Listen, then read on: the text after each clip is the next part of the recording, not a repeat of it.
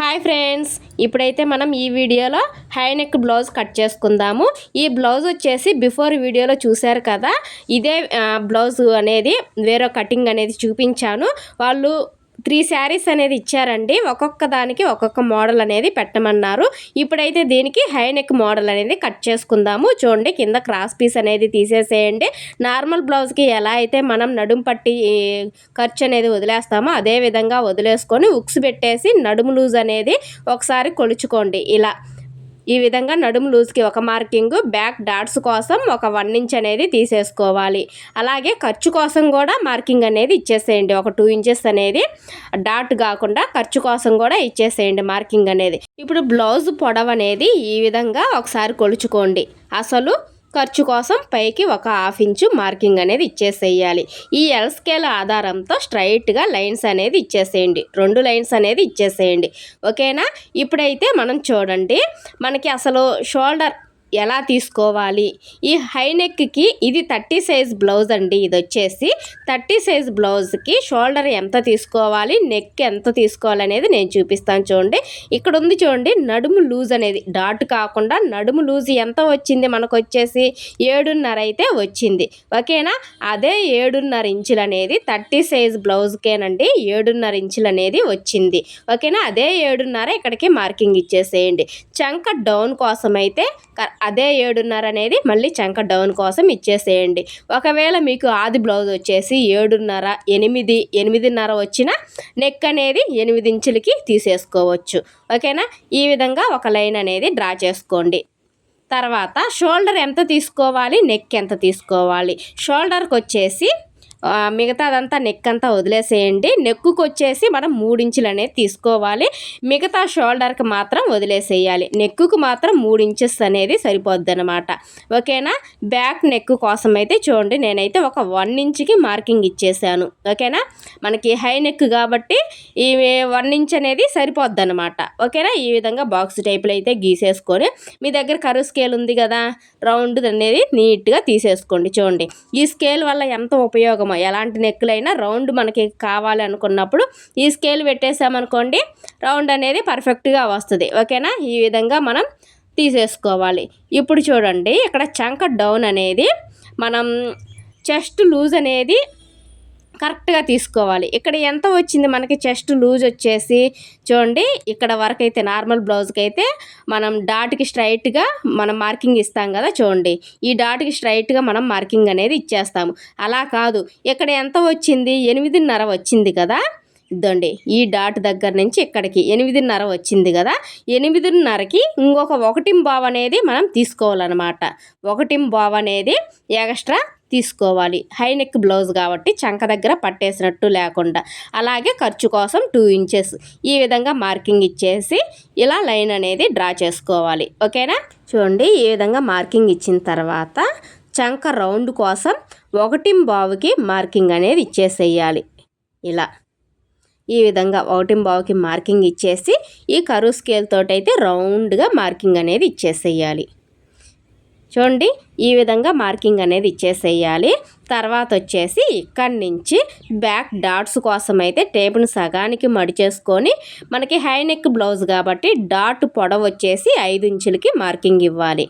ఈ విధంగా ఇచ్చిన తర్వాత ఇటు 1/2 ఇంచు అటు 1/2 ఇంచ్ అనేది మార్కింగ్ ఇచ్చేస్తే 1 ఇంచ్ డాట్ పొడవు అనేది వచ్చేసింది అనమాట. డాట్ వెడల్పు అనేది వచ్చేసింది. ఇప్పుడైతే మనం నీట్గా కట్ చేసేసుకుందాము. మీకు ఇక్కడ ఒక డౌట్ రావచ్చు, ఈ షోల్డర్ అనేది కరెక్టా కాదనేది మీకు ఒక డౌట్ అనేది రావచ్చండి. చూడండి, నార్మల్ బ్లౌజు ఈ విధంగా మనకి నడుము లూజ్ అనేది మీరు టేపుతైనా కొలుచుకోవచ్చు. ఈ విధంగా 4 మడతల మీదన్నా పెట్టేసుకొని ఈ విధంగా కొలుచుకోవచ్చు. ఓకేనా? ఒకవేళ మీకు ఆది బ్లౌజ్ వచ్చేసి పెద్ద సైజు వచ్చిందనుకోండి, ఆ పెద్ద సైజు బ్లౌజ్ వచ్చినప్పుడు కూడా ఇలాగే 4 మడతల మడతేసుకొని కొలుచి చూసుకోండి. 8 ఇంచుల దాకా మనకి తీసుకోవచ్చండి. నెక్ షోల్డర్ వచ్చేసి అంతకు మించి అయితే తీసుకోకూడదు. 28 సైజు 32 సైజు వాళ్ళకైతే నేను చూపించినట్టు ఈ విధంగా తీసేసుకోండి. ఓకేనా? ఈ విధంగా తర్వాత చూడండి, నీట్గా కట్ చేసేసుకున్నాం కదా.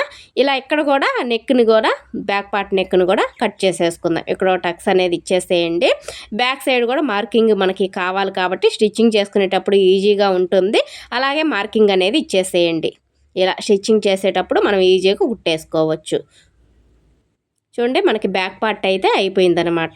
ఇప్పుడైతే హ్యాండ్స్ కట్ చేసుకుందాం. హ్యాండ్స్ చూడండి మీకు మంచి ట్రిక్తో, ప్రతి ఒక్కటి కూడా మంచి మంచి ట్రిక్తో అయితే మీకు చూపిస్తున్నాను, ఎలాంటి కన్ఫ్యూజ్ లేకుండా. ఓకేనా? ఈ విధంగా సగానికి అయితే మడిచేస్తాను చూడండి. నేనైతే అన్నిటికీ అతుకులు అనేది వేయకుండా రెండింటికి మాత్రమే వేస్తాను. ఈ ఎల్ స్కేల్ ఉండటం వల్ల మనకి క్రాస్ అనేది ఎంత పర్ఫెక్ట్గా వచ్చిందో మీ దగ్గర కనుక లేకపోతే చూడండి. ఒకవేళ మీకు దీని లింక్ కావాలంటే నేను పెడతాను మీకు ఈ వీడియో కింద. ఓకేనా? ఇప్పుడు చూడండి మనకి బ్యాక్ పార్ట్ వైపు నుంచి మాత్రమే కొలుచుకోవాలి. హ్యాండ్ వచ్చేసి లూజ్కి ఒక మార్కింగ్ అనేది ఇచ్చేసేయండి. చూడండి నేను చూపించిన విధంగా హ్యాండ్ని ఈ విధంగా తిప్పుకుంటూ పైదాకా అసలు ఖర్చుకి ఇలా మార్కింగ్ ఇచ్చేసేయండి. మనకి ఆది బ్లౌజ్లో ఉన్నట్టుగా యాజ్ ఇట్ ఈజ్గా వచ్చేస్తుంది. అలాగే చంక దగ్గర అసలు ఖర్చుకి మార్కింగ్ ఇచ్చాం కదా, ఈ మార్కింగ్కి ఒక లైను, పై మార్కింగ్కి ఒక లైన్ అనేది గీసేసేయండి. ఇప్పుడు నార్మల్ హ్యాండ్ అనేది రావాలి కదా మనకి. అప్పుడు దీన్ని సమానంగా మడి చేసుకొని టేప్ని ఒక మధ్యలోకి ఒక లైన్ అనేది డ్రా చేసుకోవాలి. ఈ లైన్ వచ్చేసి మధ్యలో లైన్ వచ్చేసి నార్మల్ పొడవు 3/4 హ్యాండ్స్ అనమాట. ఇలా ఆర్మ్ లూజ్ అనేది చెక్ చేసుకొని ఒక మార్కింగ్ ఇచ్చేసి ఈ విధంగా 2 ఇంచులు ఖర్చు వచ్చేలాగా రెడీ చేసుకోవాలి. తర్వాత నార్మల్ హ్యాండ్కి 1/4కి మార్కింగ్ ఇచ్చేసి కర్వ్ అనేది తీసేసుకోవాలి.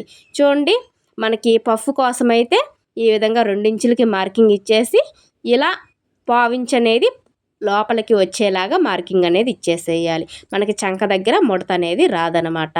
ఓకేనా? ఇలా నీట్గా కట్ చేసేసుకోవాలి. చూడండి ఇలా కట్ చేసాం కదా. ఇప్పుడు మధ్యలో ఒక టక్స్ అనేది ఇచ్చేసేయండి. కుచ్చుల వరకు ఒక టక్స్, ఈ ఎక్స్ట్రా పీస్ అనేది నీట్గా కట్ చేసేసుకొని ఇక్కడ ఒక టక్స్ అనేది ఇచ్చేసేయాలి. ఈ మధ్యలో ఓపెన్ చేసేసుకోవాలి. ఇదైతే జాయింట్ అనేది పడుతుంది. హ్యాండ్స్ అయితే అయిపోయాయి. ఇప్పుడైతే మనం ఫ్రంట్ పార్ట్ అనేది కట్ చేసుకుందాం. ఫ్రంట్ పార్ట్ వచ్చేసి ప్రిన్సెస్ కట్ అనమాట. ఈ విధంగా వేసేసుకోండి. ఓపెన్స్ అనేది మన వైపుకి ఉండేలాగా చూడండి. 1 మీటర్ క్లాత్ తీసుకున్నా సరే క్లాత్ అనేది అస్సలు సరిపోలేదు. దీనికి కూడా అతుకులు అనేది పడతాయి. క్లాత్ని ఇలా వేసేసుకొని బ్యాక్ పార్ట్ని ఈ విధంగా పెట్టేసుకోవాలి. చూడండి ఇలా ఈ విధంగా నీట్గా పెట్టేసేయండి. మనకి కింద చూడండి మీరు గమనించినట్లయితే కింద అతుకు అనేది పడుతుంది. అది ఏ విధంగా వేసుకోవాలో నేను చూపిస్తాను మీకు. అతుకు కూడా ఎలా వేసుకోవాలనేది చిన్న చిన్న టిక్స్ అనేది తెలిస్తే మనం బ్లౌజులు అనేది నీట్గా స్టిచ్చింగ్ చేసుకుంటాము. ఓకేనా? ఈ విధంగా పెట్టేసుకొని ఇప్పుడు మనం బ్యాక్ పార్ట్ ఎలా ఉందో సేమ్ అదే విధంగా మార్కింగ్ అనేది ఇచ్చేసేయాలి. ఇలా నీట్గా మార్కింగ్ ఇవ్వాలి.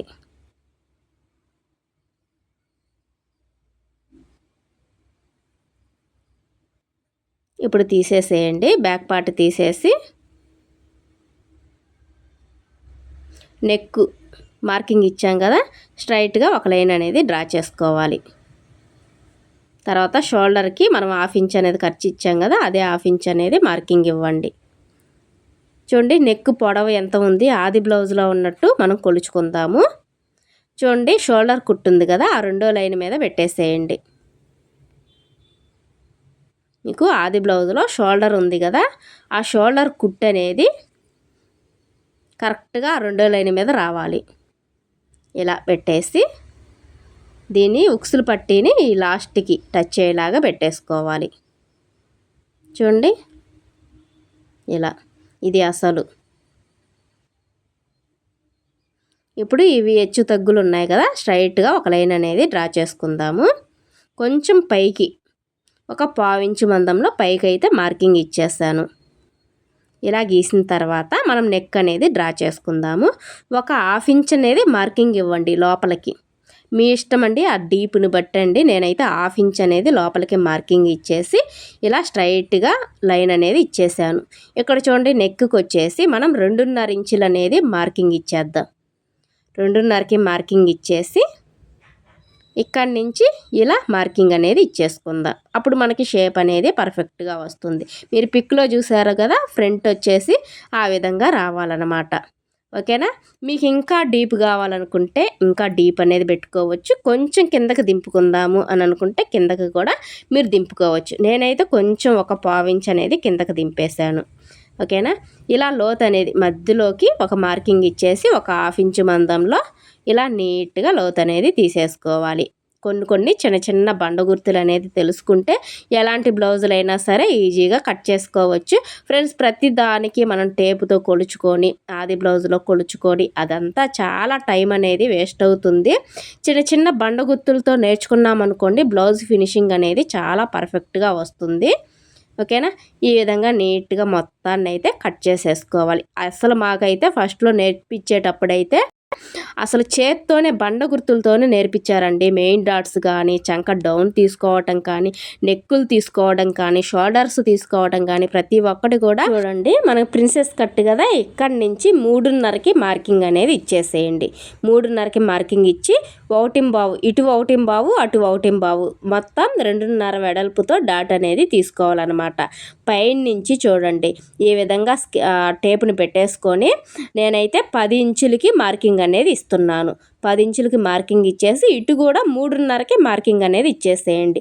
ఈ 10:30 3:30 మార్కింగ్ అనేది కలవాలన్నమాట.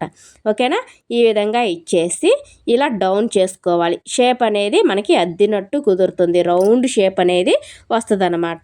ఈ విధంగా మార్కింగ్ అనేది ఇచ్చేసేయండి. చూడండి ఇలా మార్కింగ్ ఇచ్చాం కదా, ఇప్పుడు ఇక్కడ ఒక టక్స్ అనేది ఇచ్చేసేయండి. ఇక్కడ కూడా టక్స్ అనేది ఇచ్చేసేయండి. చంక దగ్గర కూడా ఒక టక్స్ అనేది ఇచ్చేసేయండి. మనకి అవతల ఉన్న క్లాత్కి కూడా మార్కింగ్ అనేది పడిపోవాలి కాబట్టి నేనైతే ఇప్పుడైతే కట్ చేయనండి.